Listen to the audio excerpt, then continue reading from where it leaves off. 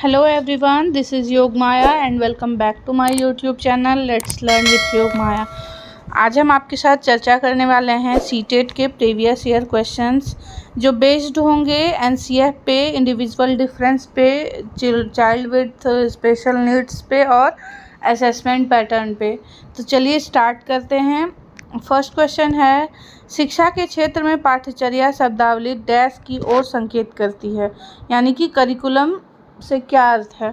शिक्षण पद्धति एवं पढ़ाई जाने वाली विषय वस्तु, विद्यालय का संपूर्ण कार्यक्रम जिसमें विद्यार्थी प्रतिदिन अनुभव प्राप्त करते हैं, मूल्यांकन प्रक्रिया, कक्षा में प्रयुक्त की जाने वाली पाठ्य सामग्री। आंसर होगा 2, विद्यालय का संपूर्ण पाठ्यक्रम जिसमें विद्यार्थी प्रतिदिन अनुभव प्राप्त करते हैं। नेक्स्ट है, छोटे शिक्षार्थियों को कक्ष में समवयस्कों के साथ अंतःक्रिया करने के लिए प्रोत्साहित करना चाहिए, जिससे छोटे बच्चों को अपने एज ग्रुप के बच्चों के साथ इंटरेक्शन करने का मौका देना चाहिए। जिससे क्या होगा, जिससे होगा कि शिक्षक कक्षा को बेहतर तरीके से नियंत्रित कर सकें, नहीं एक दूसरे के प्रश्नों के उत्तर सीख सकें, नहीं पाठ्यक्रम को बहुत जल्दी पूरा किया जा सके, नहीं वे पढ़ने के दौरान सामाजिक कौशल सीख सकें। बिल्कुल, जब वे अपने एज ग्रुप के बच्चों से इंटरेक्शन करेंगे तो उनमें सामाजिक कौशल में वृद्धि होगी। नेक्स्ट क्वेश्चन है, एनसीएफ 2005 के अनुसार गलतियां इस कारण महत्वपूर्ण होती हैं। एनसीएफ कहता है कि बच्चे जो गलतियां करते हैं वो भी बहुत इम्पोर्टेंट है। तो किस तरह से, यह विद्यार्थियों को अनुत्तीर्ण उत्तीर्ण समूह में वर्गीकृत करने के लिए एक महत्वपूर्ण उपकरण है। यह अध्यापकों को बच्चों को डांटने के लिए एक तरीका उपलब्ध कराती है, जी नहीं।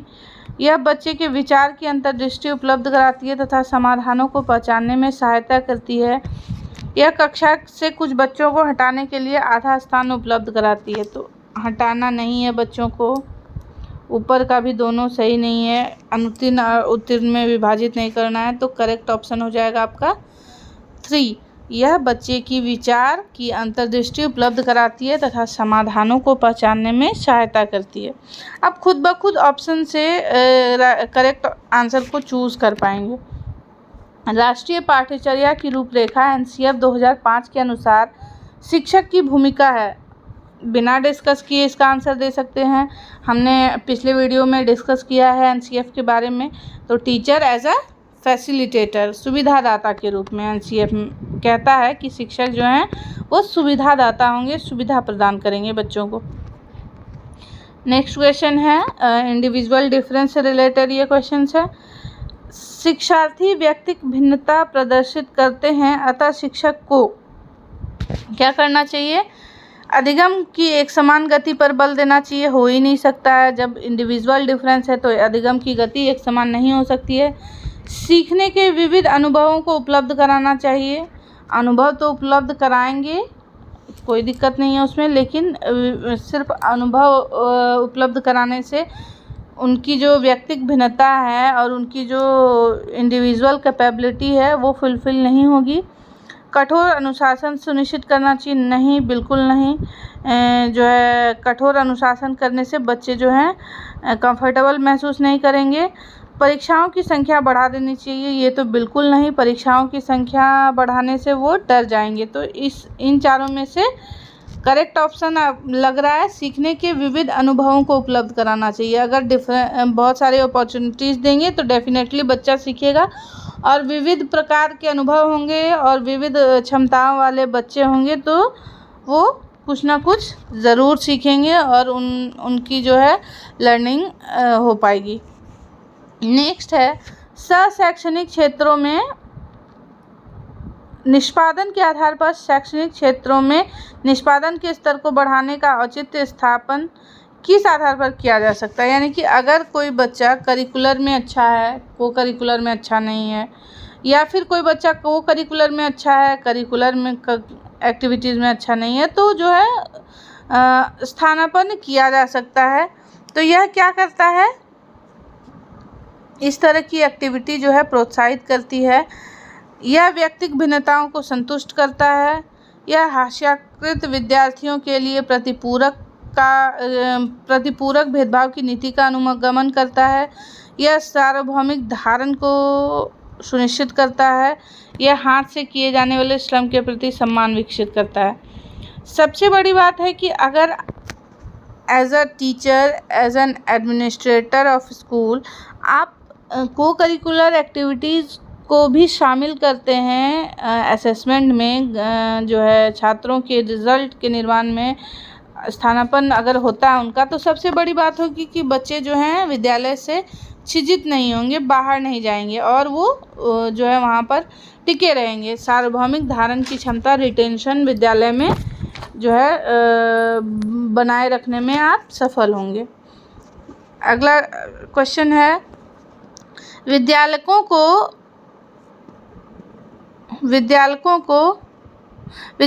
को किसके लिए व्यक्तिगत भिन्नताओं को पूरा करना चाहिए?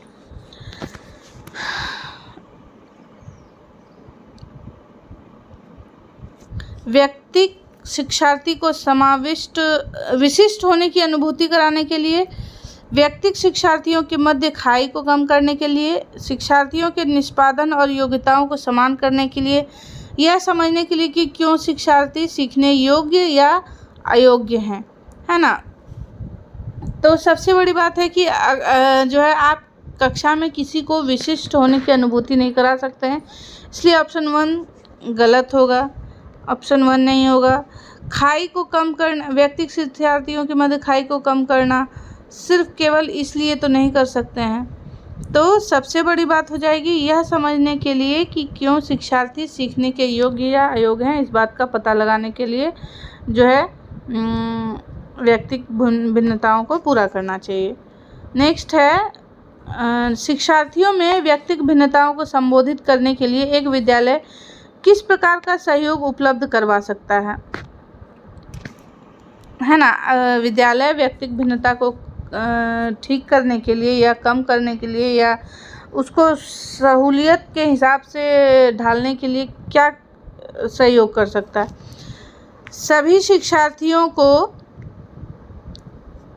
शिक्षार्थियों के लिए समान स्तर की पाठ्यचर्या का अनुगमन करना, बाल केंद्रित पाठ्यचर्या का पालन करना और शिक्षार्थियों को सीखने के अनेक अवसर उपलब्ध कराना, शिक्षार्थियों में व्यक्तिगत भिन्नताओं को समाप्त करने के लिए हर संभव उपाय करना, धीमी गति से सीखने वाले शिक्षार्थियों को विशेष विद्यालयों में भेजना। सबसे बड़ी और अच्छी बात है कि जो है बाल केंद्रित पाठ्यचर्या को पालन करें और शिक्षार्थियों को सिखाने के अनेक अवसर उपलब्ध कराएं। इससे क्या होगा कि अनेक अवसर अगर उपलब्ध होंगे तो हर बच्चा एक दूसरे से अलग है और वो डिफरेंट एक्टिविटीज़ के थ्रू, डिफरेंट मेथड्स के थ्रू किसी न किसी मेथड को अपनाएगा और वह लर्निंग उसकी हो पाएगी। अगले क्वेश्चन पे चलते हैं। कक्षा में विद्यार्थियों के व्यक्तिगत विभेद। पहला, लाभकारी नहीं है क्योंकि अध्यापकों को वैविध्यपूर्ण कक्षा नियंत्रित करने की आवश्यकता है। बिल्कुल नहीं, कक्षा को नियंत्रित टीचर को करने की ज़रूरत नहीं है। हानिकारक है क्योंकि इनसे विद्यार्थियों में परस्पर द्वंद्व उपलब्ध होते हैं। बिल्कुल नहीं, हानिकारक व्यक्तिगत भिन्नता नहीं है। अनुपयुक्त है क्योंकि सर्वाधिक मंद विद्यार्थियों के स्तर तक पाठ्यचर्या स्थानांतरण की गति को कम करते हैं। अनुपयुक्त बिल्कुल नहीं है। लाभकारी है क्योंकि ये विद्यार्थियों की संज्ञानात्मक संरचनाओं को खोजने में आपको प्रवृत्त करते हैं। बिल्कुल, आप अगर कक्षा में इंडिविजुअल डिफरेंस है तो आप एज अ टीचर ये आपको मौका मिलेगा कि जो है डिफरेंट एबिलिटी वाले बच्चों में, अलग अलग व्यक्तिगत भिन्नताओं वाले बच्चों में क्या क्या विशेषताएं हैं, क्या क्या जो है संज्ञानात्मक संरचनाएं हैं उनकी। ठीक है, तो 28 का करेक्ट ऑप्शन हो जाएगा 4।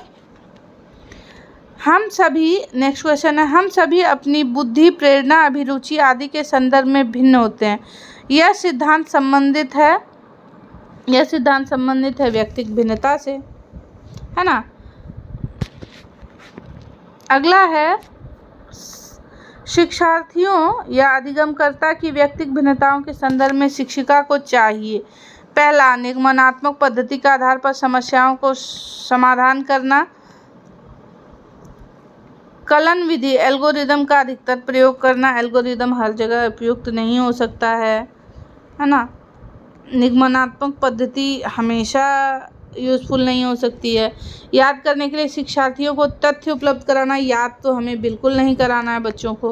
विविध प्रकार के अधिगम परिस्थितियों को उपलब्ध कराना, बिल्कुल एज अ टीचर आप ये कर सकते हैं कि डिफरेंट अपॉर्चुनिटीज़ उन्हें देंगे उनकी लर्निंग के लिए, है ना।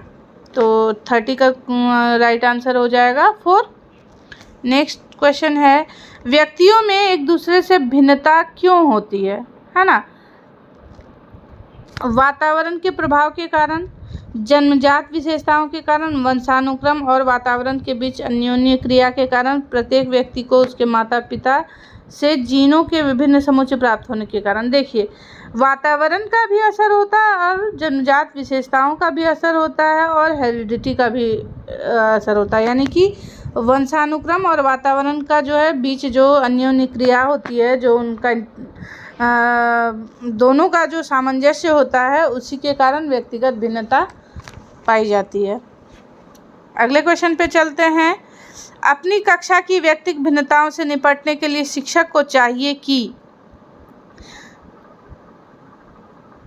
बच्चों को उनके अंकों के आधार पर अलग कर नामित करें, बच्चों से बातचीत करें और उनके दृष्टिकोण को महत्व दें, विद्यार्थियों के लिए कठोर नियमों को लागू करें, शिक्षण और आकलन के समान मानक और तरीके हों।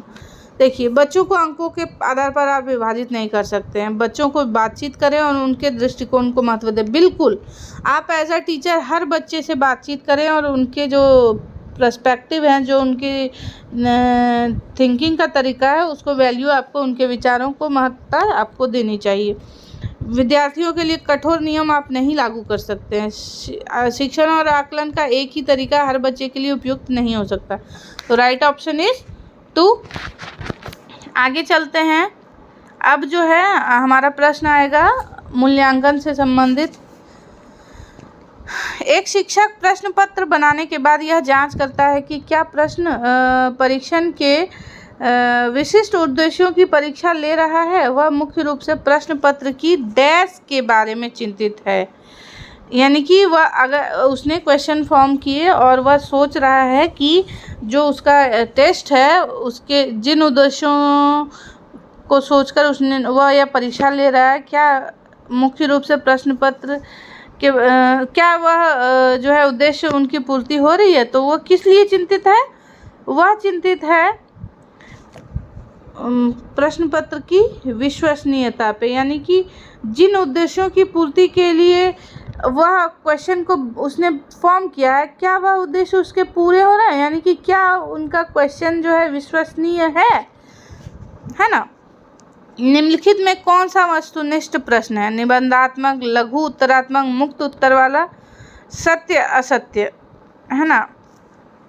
तो सबसे बड़ा बात है वस्तुनिष्ठ पूछ रहे हैं। निबंधात्मक प्रश्न लंबे उत्तर लिखेंगे, लघु उत्तरात्मक में भी छोटे उत्तर लिखेंगे, मुक्त उत्तर वाले में तो आप जितना लिख सकते हैं उतना लिखेंगे। सत्य या असत्य में आपका जो है ऑप्शन लिमिटेड है, या तो आप सत्य आंसर देंगे या असत्य।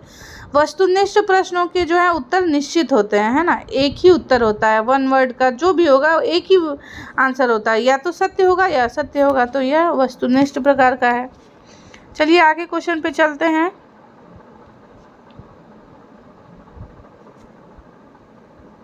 इसका क्वेश्चन नहीं आ पाया है, कोई बात नहीं। एक शिक्षक कक्षा के कार्य को एकत्र करता है और उन्हें पढ़ाता है, उसके बाद योजना बनाता है और अपने अगले पाठ को शिक्षार्थियों की आवश्यकता को पूरा करने के लिए समायोजित करता है। वह कर रहा है, वह डैश कर रहा है, वह क्या कर रहा है, सीखने के लिए आकलन कर रहा है ना, लर्निंग फॉर असेसमेंट। निम्नलिखित में से कौन सा एक आधारभूत सहायता का उदाहरण है ना। अनुबोधन और संकेत देना, नाजुक स्थितियों पर प्रश्न पूछना, शिक्षार्थियों को प्रेरित करने वाला भाषण देना, प्रश्न पूछने को बढ़ावा दिए बिना स्पष्टीकरण देना, मूर्त और अमूर्त दोनों प्रकार के उपहार देना। केवल उपहार देकर तो आप लर्निंग करा नहीं कर सकते हैं। हमेशा प्रश्न पूछने के लिए बिना प्रश्न पूछने को बढ़ावा दिए बिना स्पष्टीकरण देना, बिल्कुल नहीं। आप उन्हें फ्रीडम दें ताकि वह क्वेश्चन पूछ पाएँ आपसे। शिक्षार्थियों को भाषण देने प्रेरित करने वाला भाषण तो उनके लिए उपयोगी नहीं होगा, यानी कि करेक्ट ऑप्शन होगा 1, अनुमोदन और संकेत देना तथा नाजुक स्थितियों पर प्रश्न पूछना। आगे बढ़ते हैं। ये प्रश्न है चिल्ड्रन विथ स्पेशल नीड्स जो है समावेशी शिक्षा से रिलेटेड। पहला है विशेष आवश्यकता वाले बच्चों को शिक्षा उपलब्ध कराई जानी चाहिए। अन्य सामान्य बच्चों के साथ विशेष विद्यालयों में विशेष बच्चों के लिए विकसित पद्धतियों द्वारा, विशेष विद्यालयों में विशेष शिक्षकों द्वारा। आज की जो समावेशी शिक्षा का पैटर्न है वह कहता है कि अन्य सामान्य बच्चों के साथ ही विशेष आवश्यकता वाले बच्चों को शिक्षा देनी चाहिए।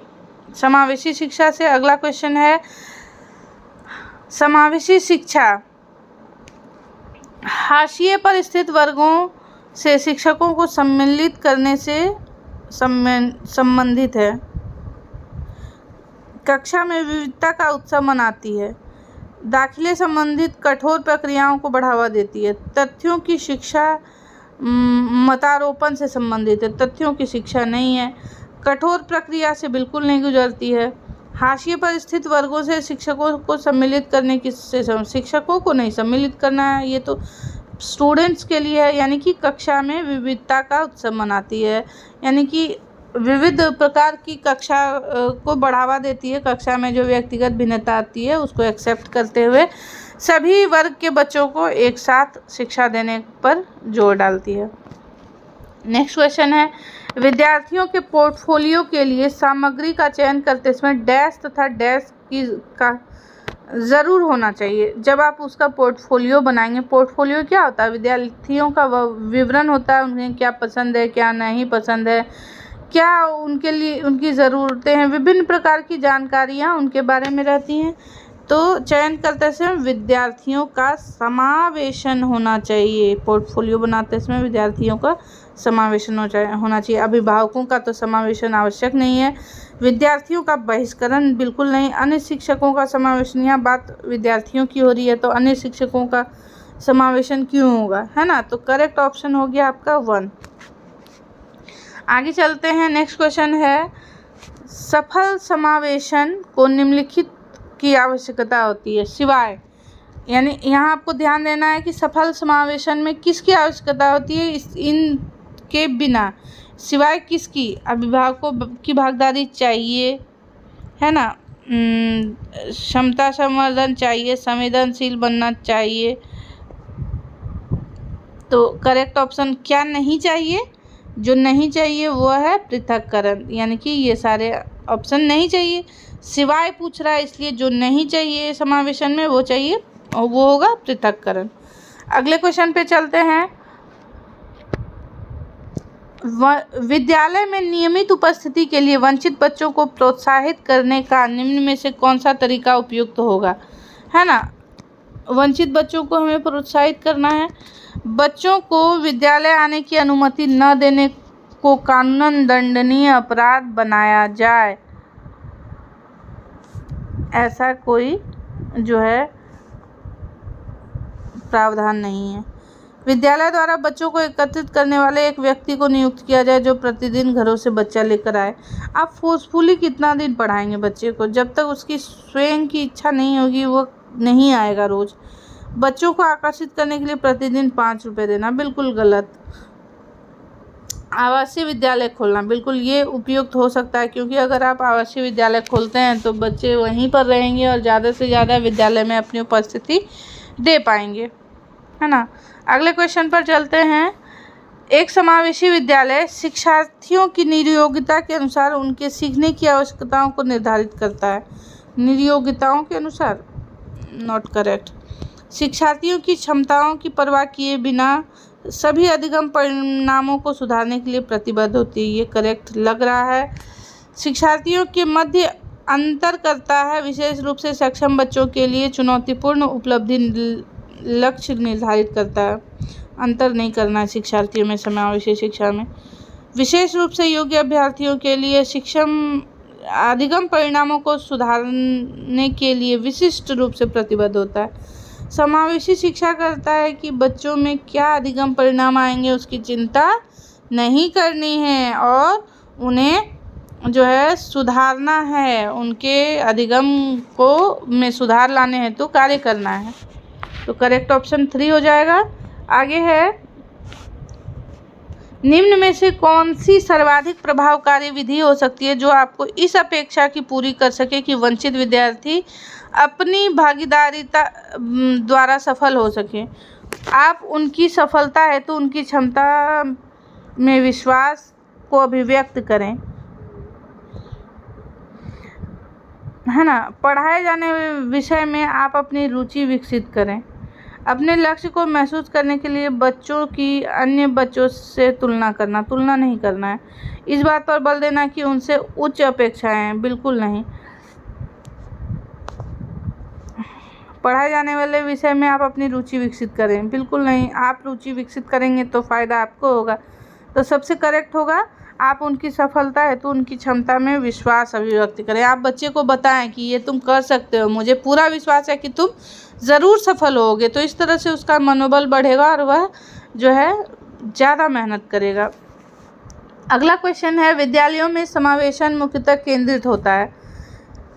विशिष्ट श्रेणी वाले बच्चों के लिए सूक्ष्म प्रावधानों के निर्माण पर, केवल निर्योग्य छात्रों की आवश्यकताओं को पूर्ण करने के लिए नहीं, संपूर्ण कक्षा की कीमत पर निर्योग्य बच्चों की आवश्यकताओं को पूर्ण करने के लिए नहीं है। सभी को साथ लेकर चलना है ना। विद्यालयों में निरक्षर अभिभावकों की बात ही नहीं है। तो करेक्ट ऑप्शन हो जाएगा, विशिष्ट श्रेणी वाले बच्चों के लिए सूक्ष्म अति सूक्ष्म प्रावधानों के निर्माण पर। करेक्ट ऑप्शन आपका फर्स्ट हो जाएगा। सभी के लिए विद्यालयों में सभी की शिक्षा निम्न में से किसके लिए प्रचार वाक्य हो सकता है? केवल और केवल समावेशी शिक्षा, जिसमें सभी के लिए सभी विद्यालयों में शिक्षा। शिक्षण में अध्यापकों द्वारा विद्यार्थियों का आकलन इस अंतर्दृष्टि को विकसित करने के लिए किया जा सकता है। क्या क्या ऑप्शंस हैं? उन विद्यार्थियों की पहचान करना जिन्हें उच्चतर कक्षा में प्रोन्नत करना है। नहीं, उनका आकलन हम इस उद्देश्य से नहीं करते हैं। उन विद्यार्थियों को प्रोन्नत करना जो विद्यालय के स्तर पर अनुकूल नहीं है। नहीं। शिक्षार्थियों की आवश्यकता अनुसार शिक्षण उपागम में परिवर्तन करना, ये हो सकता है। कक्षा में प्रतिभाशाली तथा कमजोर विद्यार्थियों का समूह बनाना, आप डिफ्रेंशिएट नहीं कर सकते। तो करेक्ट ऑप्शन हो जाएगा, शिक्षार्थियों की आवश्यकता के अनुसार शिक्षण उपागम में परिवर्तन करना, है ना। अगले प्रश्न पर चलते हैं। वंचित समूहों के विद्यार्थियों को सामान्य विद्यालयों में साथ साथ पढ़ाना चाहिए, ये कौन कहता है? ये कहता है आपका वन एंड ओनली समावेशी शिक्षा, इंक्लूसिव एजुकेशन। समावेशी शिक्षा मानती है कि हमें डैश के अनुरूप बदलना है ना। समावेशी शिक्षा हमें कहती है कि किसके अनुरूप बदलना है? व्यवस्था और बच्चे के अनुरूप, है ना।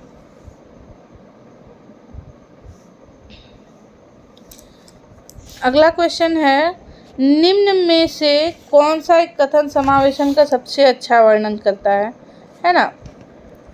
यह एक विश्वास है कि बच्चों के अपनी योग्यताओं के अनुसार अलग किया जाना चाहिए। नहीं, अलग नहीं करना। एक विश्वास है कि कुछ बच्चे अभी कभी कुछ नहीं सीख सकते। नहीं। एक दर्शन है कि बच्चों को नियमित विद्यालय प्रणाली में समान शिक्षा प्राप्त करने का अधिकार है। करेक्ट। यह दर्शन है कि विशेष बच्चे ईश्वर का विशेष उपहार है। नहीं, आपका जो है सबसे बड़ा मोटिव होना चाहिए कि नियमित विद्यालय प्रणाली में समान शिक्षा प्राप्त करने का अधिकार हर एक बच्चे को है। अगला प्रश्न है, वंचित वर्ग की पृष्ठभूमि के बच्चों को शिक्षा प्रदान करने के लिए शिक्षक को चाहिए कि बहुत सारा लिखित कार्य दें? ना जी ना। उनके बारे में अधिक जानकारी जुटाने का प्रयास करें और उन्हें कक्षा में होने वाली चर्चा में शामिल करें। बिल्कुल सही। नेक्स्ट ऑप्शन है, उन्हें कक्षा में अलग बिठाएं? ना जी ना। तो करेक्ट ऑप्शन आपका हो जाएगा 2। है ना। तो इस तरह से हमने विभिन्न प्रश्नों को देखा और आज का जो क्लास था वह था प्रीवियस ईयर क्वेश्चंस पे। तो आशा करती हूँ मैं आपको एक्सप्लेन करने में सफल रही होंगी। अगर आपके लिए वीडियो यूज़फुल रहा हो तो चैनल को सब्सक्राइब करें, लाइक करें, शेयर करें। आज के लिए इतना ही। Thank you so much. आती हूँ नेक्स्ट इसी तरह की किसी इम्पॉर्टेंट वीडियो में आपसे मुलाकात करती हूँ। तब तक के लिए वेरी वेरी थैंक यू।